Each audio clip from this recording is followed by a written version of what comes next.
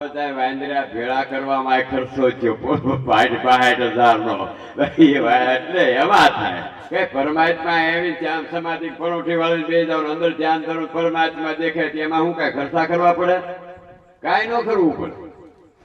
ઈશ્વર ગોતવામાં કોઈ ખર્ચો કરવો નથી, પણ આપણું મન ભટકે છે ઘડીક કામમાં, ક્રોધમાં, લોભમાં, મોહમાં, ઈર્ષામાં, રાગમાં, દેશમાં, મારામાં, તારામાં, કપટમાં, કુભાવમાં આવા હજારો વગાર વળ્યા છે. કાઢવા માટે માત્ર સદગુરુનો પહેલો વાયુ એને વૈરાગ તત્વ કહેવામાં આવ્યો છે. વાયુ તત્વ તમારી અંદર સ્થિર કરે એટલે જ્યાં વાયુ સ્થિર થાય ત્યાં શૂન્ય આકાશ થઈ જાય. તમારામાં પ્રાણ સમાધિ દ્વારા ગુરુ શીખવાડે એટલે મનમાં પ્રાણ શૂન્ય થઈ જાય. પવન જ નથી હાવ. પંખો આમાં માખો તો આમાં હવા નીકળે, નકર અંદર નો બાંધ બહાર નો બાંધ. વાયુ તત્વ બંધ થાય એટલે શૂન્ય થઈ જાય અને શૂન્યમાંથી જે સર્જન થાય એ જગતમાં પ્રકાશ થાય છે. એ પ્રકાશ છે એ સત્યલોકનો રસ્તો છે.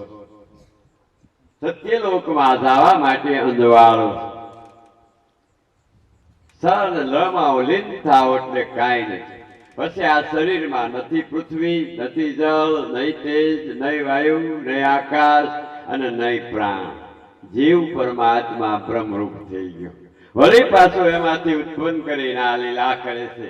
બાકી તમે ઉત્પન્ન થઈને લીલા કરો ને તમે પરમાત્મા ઓળખો, તમે પરમાત્મા પામી એ સ્વરૂપને લઈને હજારોને પરમાત્મા બનાવો. બીજે ક્યાંય કોઈ સિક્કો મારીને ગુરુ પરમાત્મા બનાવીએ કે એમ નહીં ને.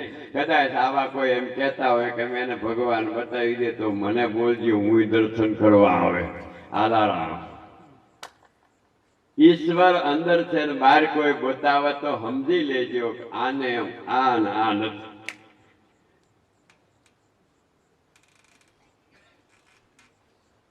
આ પાંચ તત્વોની રમતમાં રમે છે.